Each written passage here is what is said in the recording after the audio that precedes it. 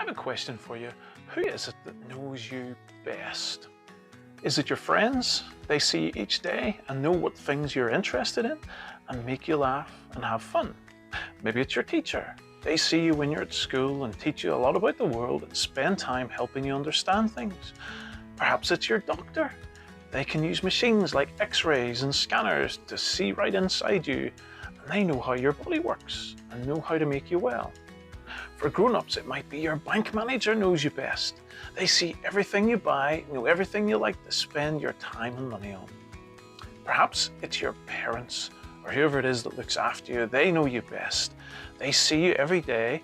They know the things that we do and the things that we like. They know our favorite food or our clothes. They know who our friends are and see exactly how we behave at home. But you know, there is someone who knows everything there is to know about you and me, and that is God. He knows everything, and I mean everything. He knows everything that we say. Whenever we whisper really quiet and think that nobody else has heard us, God hears.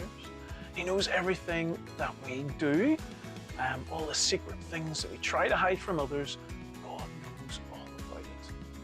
And He even knows the things that we think about. He knows what thoughts we have in our head, and He knows what we're like on the inside.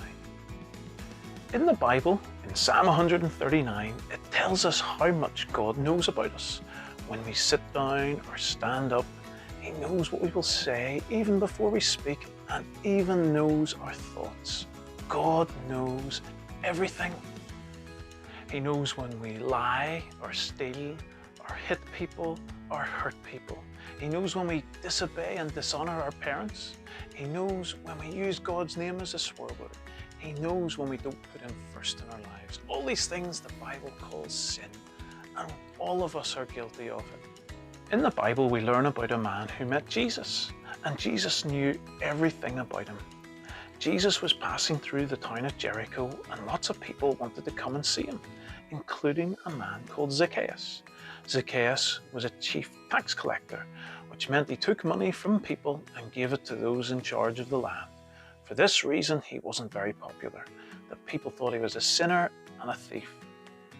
Because the crowd wanted to get to Jesus, and because he was only a small man, Zacchaeus couldn't see past the others that were there. But he didn't let that stop him from getting to Jesus. He saw a tree in the road ahead and ran and climbed up. It must have looked a bit strange for those around him, but it didn't matter to him. His plan seemed to work. Jesus and the crowd following him were coming his way, and he had the best view of anyone. Just as the crowd was passing, it stopped. And to Zacchaeus' amazement, Jesus stopped and looked up and spoke to him. Jesus said, "Zacchaeus, make haste, come down, for I must stay at your house." You see, Jesus was God. Even though He looked like an ordinary man, He was far from ordinary. He can do and say things that no one else could. Even more amazing, Jesus knew everything about Zacchaeus and knew that he was a sinner, but still wanted to talk to him and stay at his house. Zacchaeus quickly climbed down and brought Jesus to his home. After meeting Jesus, his life was completely changed.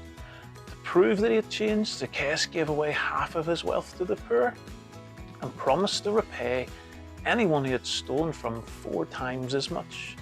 Jesus had made an amazing difference to Zacchaeus' life. It's amazing to know that even though God knows everything about us, even though we do wrong, even though we're sinners, God still loves us. In Romans chapter 5 and verse 8, it tells us that God showed His love toward us in that while we were still sinners, while we were yet sinners, Christ died for us. That's amazing. This same Jesus who knew everything about Zacchaeus and loved him all the same and changed his life for the better, He knows everything about us too, and He loves us too and can change our lives for the better too. Simply ask Him to forgive your sin and He'll come into your life and make a real difference. Thanks very much for listening, and don't forget to check out our little Kids Corner videos on our Facebook page and also our YouTube channel as well. And don't forget to tune in again next week for another episode of our Kids Corner. Bye!